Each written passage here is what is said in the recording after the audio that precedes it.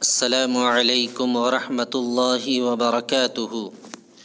دوستو، آج میں اسلامی آداب کے 19ویں قسط لے کر آیا ہوں۔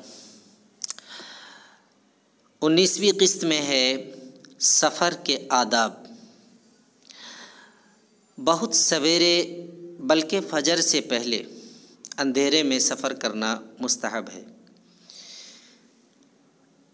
تنہا سفر کرنے سے پرہیز کرنا چاہیے۔ اگر ساتھ میں 2 یا 3 آدمی ہیں تو بہتر ہے۔ عورت کے لیے جائز نہیں کہ وہ محرم کے بغیر سفر کرے۔ سفر میں اپنے ساتھیوں کی مدد کرنی چاہیے اور ایثار سے کام لینا چاہیے۔ جب سواری پر سوار ہو تو یہ پڑھے: سبحان الذی سخر لنا ھذا وما كنا له مقرنین وإنا إلی ربنا لمنقلبون۔ مسافر جب کہیں اوپر چڑھے تو اللہ اکبر کہے، اور جب نیچے اترے تو سبحان اللہ کہے۔ سفر میں کثرت سے دعا کرے، کیونکہ مسافر جب تک سفر میں رہتا ہے اس کی دعا قبول ہوتی ہے۔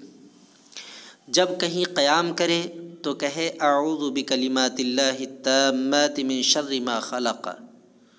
مستحب ہے کہ دن کو گھر لوٹ آئے۔ سفر سے واپس آئے تو پہلے قریب کی مسجد میں جا کر نفل پڑھے، اور جب سفر میں 3 آدمی ساتھ ہوں تو ان میں سے ایک کو امیر بنا لینا چاہیے۔ غصے کی حالت میں اسلامی آداب کا لحاظ۔ غصے کی حالت میں آدمی کے اخلاق و عادات کا امتحان ہوتا ہے۔ غصہ پی جانا اور لوگوں کو معاف کر دینا انسان کا خلق عظیم ہے۔ ارشاد الہی ہے: والکاظمین الغیظ والعافین عن الناس، اور غصہ پی جانے والے اور لوگوں کو معاف کرنے والے۔ ارشاد نبوی ہے: پہلوان وہ نہیں جو کسی کو پچھاڑ دے، بلکہ پہلوان وہ ہے جو غصے کے وقت اپنے نفس پر قابو پالے۔ ارشاد نبوی ہے: غصے کے وقت آدمی کو چاہیے کہ کھڑا ہو تو بیٹھ جائے، پھر بھی غصہ دور نہ ہو تو لیٹ جائے۔ نیز فرمایا: غصہ شیطان کی پیداوار ہے، اور شیطان آگ سے پیدا کیا گیا ہے، اور آگ پانی سے بجھتی ہے، لہذا جب تم کو غصہ آئے تو وضو کر لو۔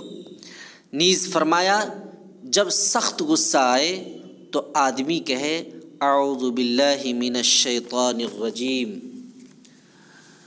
دوستو، اللہ تعالی ہمیں ان چند قیمتی باتوں پر عمل کرنے کی توفیق عطا فرمائے۔ وآخر الدعوانا ان الحمد للہ رب العالمین۔ اگر یہ وائس ریکارڈ آپ کو اچھی لگی ہو تو آپ اس کو شیئر کریں، لائک کریں، سبسکرائب کریں، اپنے دوستوں تک پہنچائیں، اور نیک بات کا دوستوں تک پہنچانا، دوسروں تک پہنچانا صدقہ ہے۔ السلام علیکم ورحمۃ اللہ وبرکاتہ۔